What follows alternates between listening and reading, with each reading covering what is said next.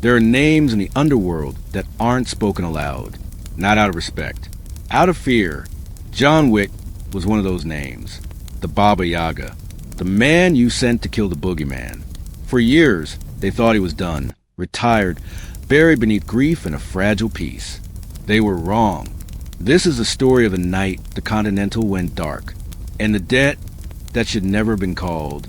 It started with a coin, not gold, not the kind exchanged at the Continental bar for favors and safe passage. This was different, older, heavier, forged from melted-down markers, stamped with a symbol no one had seen in decades, the high table's first seal. It arrived at John's house on a Tuesday morning, placed on his doorstep like a newspaper. No envelope, no note, just a coin, and beneath it, a single word carved into the wood. Soon, John held it up to the light, turning it slowly in his fingers.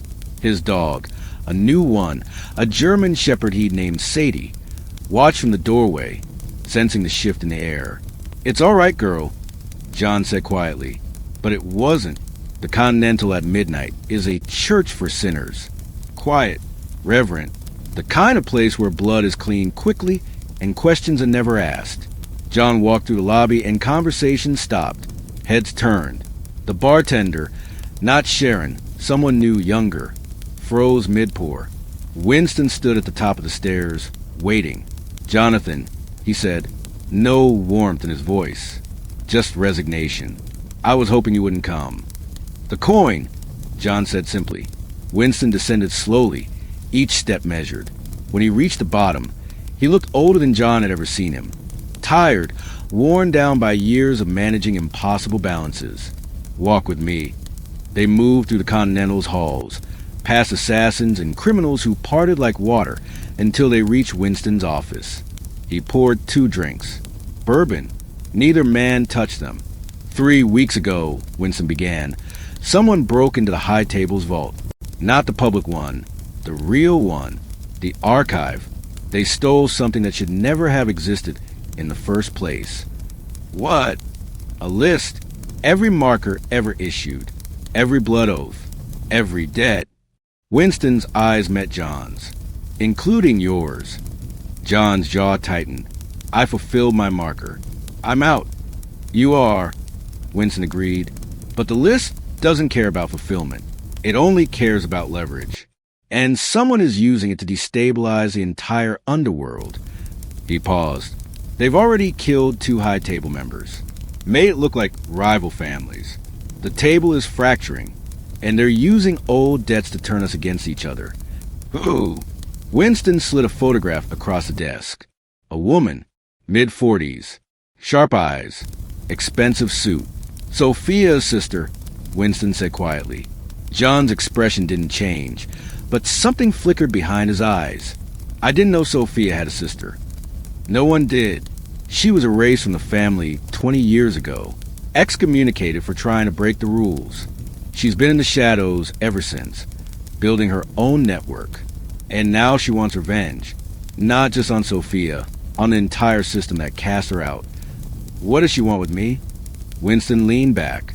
"You're the only one who ever walked away, John. The only one who broke the unbreakable and survived. She thinks that she can force you back in, make you dance to her tune. It'll prove the high table is weak, that the rules mean nothing. So this is a test." "No," Winston said. "It's a declaration of war. And you're the opening move." The address came at 3 a.m.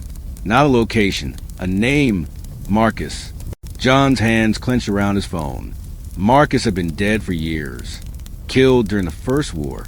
But the message was clear. "I know where he's buried. Come alone, or I dig him up."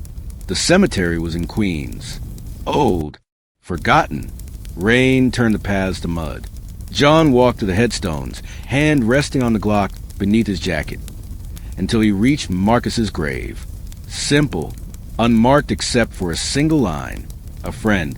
She was already there. Tall, composed. Her resemblance to Sophia was striking. Same bone structure, same intensity. But where Sophia's eyes held loyalty, hers held only cold calculation. "John Wick," she said. "The Baba Yaga himself. You know, I used to tell my sister stories about you. Thought you were a myth. What do you want? The same thing you wanted. Freedom. She stepped closer. But unlike you, I didn't get to just ask nicely and walk away. I was erased, hunted, forced to become something worse than what I was running from. That's not my fault. No, but you're the symbol of everything wrong with the system. You murdered your way out and got a happy ending. I tried to leave peacefully and lost everything. Her smile was bitter. So here's what's going to happen. You're going to help me destroy the high table from the inside. Use that legendary reputation to turn them against each other.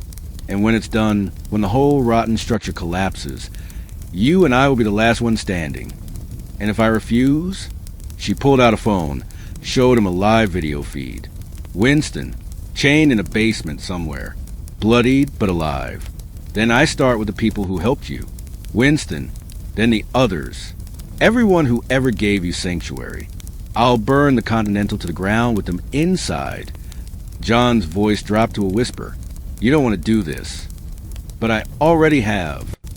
John had 48 hours. He spent the first 12 tracking down every piece of information he could find on Sophia's sister. Her real name was Katerina, her network, her safe houses.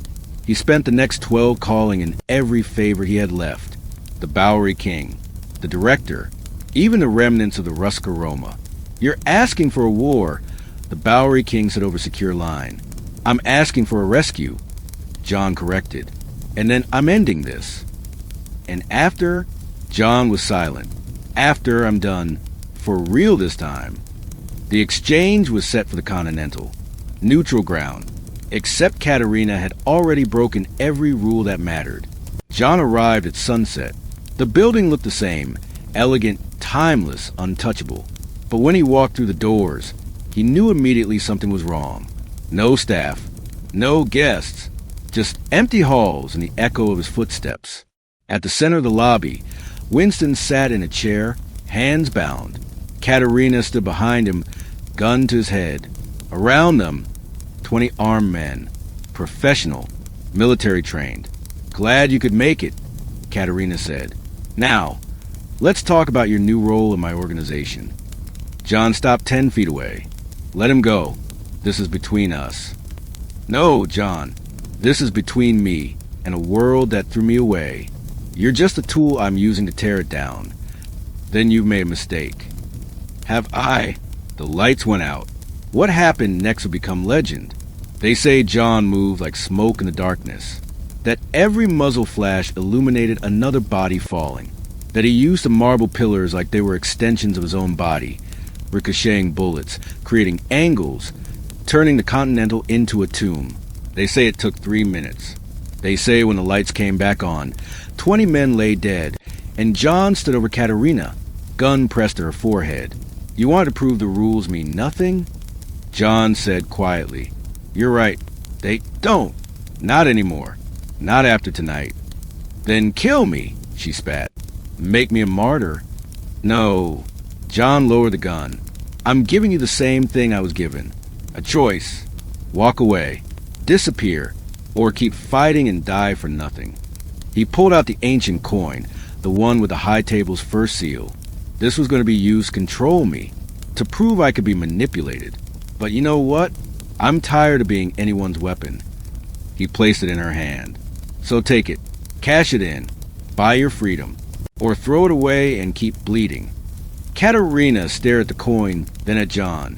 For the first time, something cracked in her expression. Why? Because someone gave me that chance once. And I'm tired of watching the cycle repeat. Katerina vanished that night. Some say she went back to the high table, surrendered the list, and negotiated her own absolution. Others claim she took the coin and started over somewhere far away. John didn't care which. Winston was freed. The Continental reopened. The high table remained fractured but standing. And John Wick? He went home. 3 days later, a new marker arrived at his doorstep. John stared at it for a long moment. Sadie sat beside him, waiting.